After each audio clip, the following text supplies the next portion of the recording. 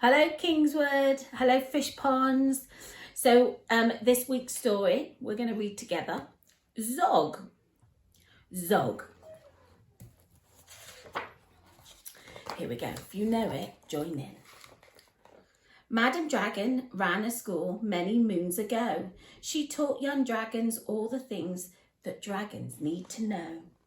Zog, the biggest dragon, was the keenest one by far. He tried his hardest every day to win a golden star. All the dragons in year 1 were learning how to fly. Hi, said Madam Dragon, way up in the sky. Now that you've been shown, you can practice on your own, and you'll all be expert flyers by the time you're fully grown. Zog went off to practice, flying fast and free.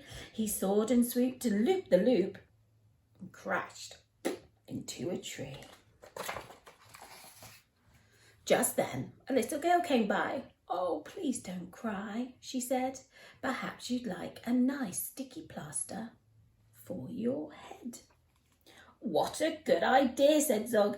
Then up and off he flew, his plaster gleaming pinkly as he zigzagged through the blue. A year went by, and in year 2, the dragons learned to roar. More, said Madam Dragon. Louder, I implore. Now that you've been shown, you can practice on your own, and you'll all be champion roarers by the time you're fully grown. Zog went off to practice. He roared with fearsome force. He kept it up for hours on end, but then his throat grew quite hoarse. Just then the girl came by again. She said, oh, what rotten luck. Perhaps you'd like a nice smoothing peppermint to suck.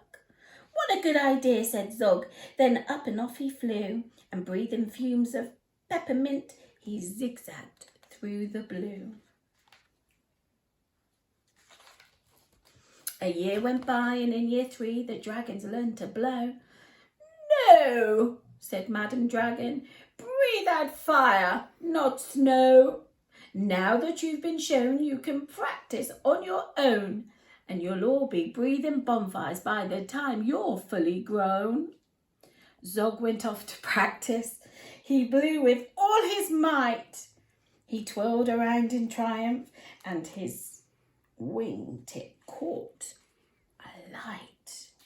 Look at his face, really surprised.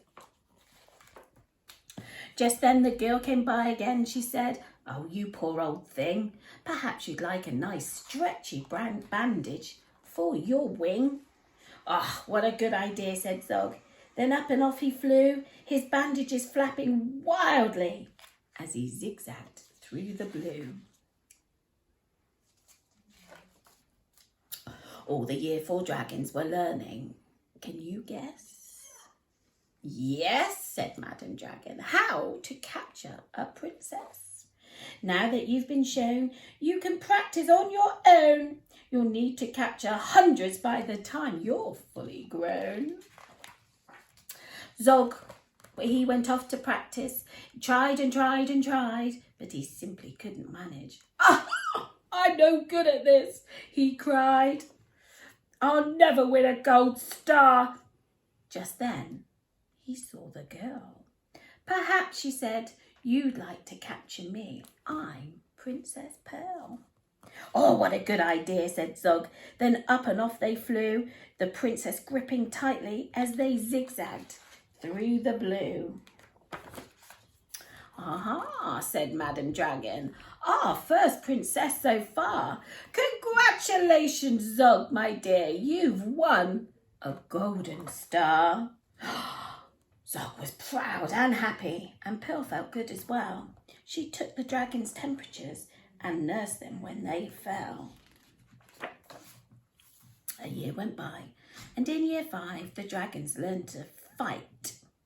Right, said Madam Dragon, here comes a real live knight. Up spoke the knight. My name, he said, is Gadabot the Great. I've come to rescue Princess Pearl. I do hope it's not too late. Zog breathed Fire, and beat his wings. "You can't! She's mine!" he roared. "Oh, no, she's not!" yelled Gadabout, and waved his trusty sword. The other dragons crowded round and watched them all agog.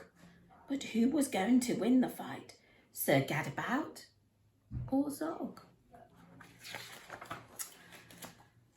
Then Princess Pearl stepped forward, crying, "Stop, you silly chumps! The world's already far too full of cuts and burns and bumps. Don't rescue me. I won't go back to being a princess."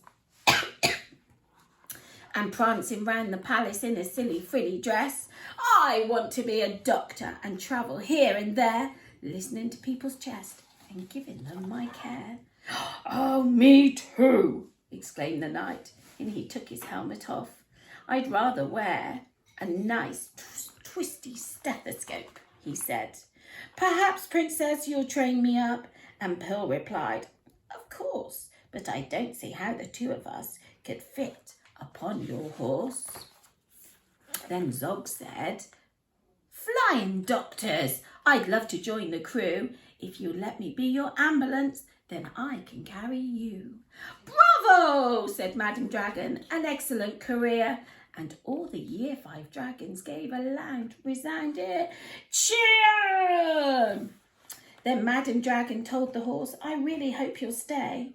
I'll let you be my pupil's pet and feed you lots of hay." "What a good idea," said Zog. Then up and off he flew, the flying doctors waving as they zigzagged through the blue. So flying doctors, somebody who helps us. Did you enjoy the story? Fabulous. And I'll talk to you soon. Bye.